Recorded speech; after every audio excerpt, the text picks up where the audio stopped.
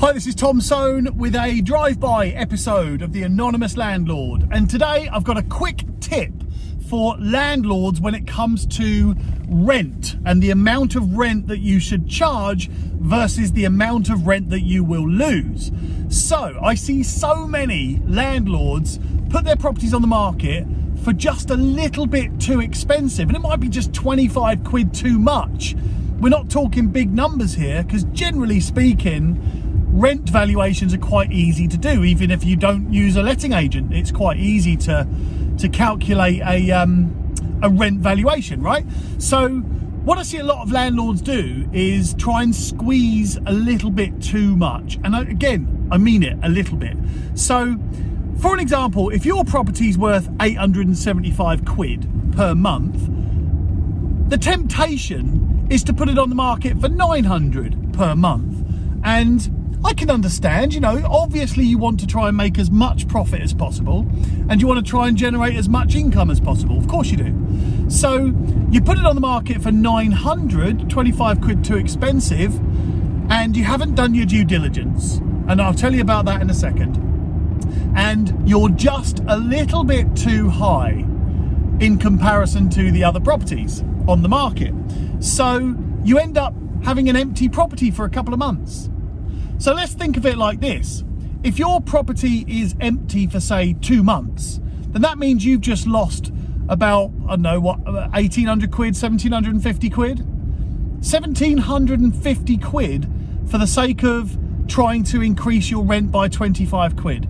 Now, the common mistake is that a lot of landlords feel that if they put it on the market, or if they accept a lower rent straight away, then they're going to miss out on that extra income forever. But that's just not right. Actually, you can drop it down to 850 and then increase it at your first rent review. And if you do that properly, then you could actually save your property from being empty for a couple of months. So rather than it being empty for 2 months, you can just accept 25 quid less or 50 quid less per month for a couple of years and then increase it anyway. So really, what are you losing? You're not actually losing anything as long as you keep your eye on the rent values. So I see, like I say, I see a lot of landlords sacrifice income because of fear that if they accept 875 instead of 900, or even 850 instead of 900, then that's going to be the rent from there on. And they're not going to be able to change that. But that's kind of what I wanted to tell you, is that you can change it. The important thing is to generate income, to get someone into that property, using the property and paying for it. And then you can start optimizing that profit in the future. Now, let me just back this up by saying I'm not telling you all to go and accept low offers on rent, right? There is an element of due diligence that you need to do to make sure you're getting the right rent, and then you allow yourself a little bit of margin, a little margin for error, if you like. It's just like the sales market, isn't it? You put a property on the market for 200,000, knowing in your mind that you'd accept anything above 190. So it's the same with renting. But renting is much more difficult to get right, or the rental values. So in this same instance, you put it on the market for 900, you don't get anyone looking at it for a month, then you drop it down to 875, then you get someone interested, then they've got to go through that whole process. So you end up with an empty property for 2 months, and like I said earlier on, you've just lost all that money. You can prevent that by doing some due diligence. Now, the first thing I'd like you to do if you're going to put a property on the market for rent is, of course, check out the competition. Which properties are competing with yours? And there's an obvious and simple way to do it. Put yourself in the tenant's shoes, and if you're looking to rent your property out somewhere in the region of 850 to 900, that's the area that you're looking at, have a search and have a look to see what a tenant could buy, or sorry, what a tenant could rent with the same budget. So if you put a 3-bedroom house, for an example, up to 900 quid within a half-mile radius, then hopefully you'll see a nice list of a decent number of properties. And have a look. I mean, I use a spreadsheet, so I then put all of the rent values into a calculation which shows me the average, and then I set my rent price accordingly. So if you can see that there's loads of properties at 875, there's a couple at 850, but there's none at 900, I mean, using very rough examples here, then you know if you put your property on the market at 900, it will be the most expensive in that category and in that price range. So you have to work out how you want to do it. Do you want to take a gamble for an extra 25 quid and be the most expensive property on the market? Or do you just want to get it rented, get the profit coming in, get the money coming in, get it rented out? Well, that's what I would do. I'm all about safety and security, low risk and profit. That's what I'm all about. Other people are more about taking a punt, taking a gamble, trying to go for that extra profit, squeeze the juice, as they say. So that's the first thing to check. Check out the competition. Where is your property going to be positioned in amongst your competition market?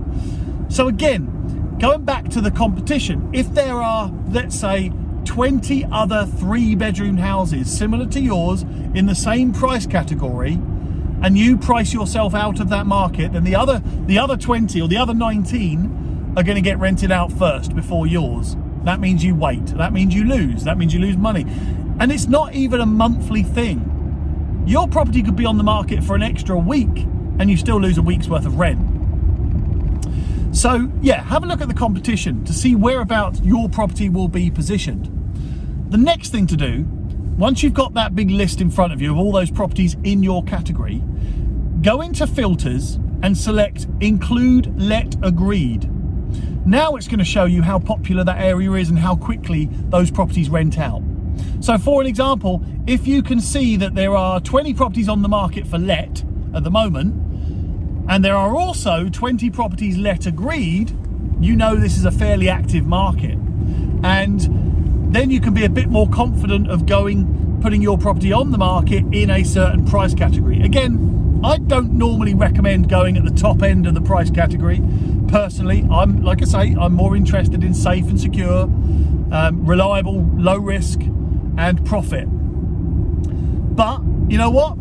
If you can see that it's a highly active market, you might decide rather than 875, you might go 890, right? Certainly don't go to the top of that category. Unless you've got the tip-top, most pristine, prestigious premium property in that category, then by all means go for a bit more money.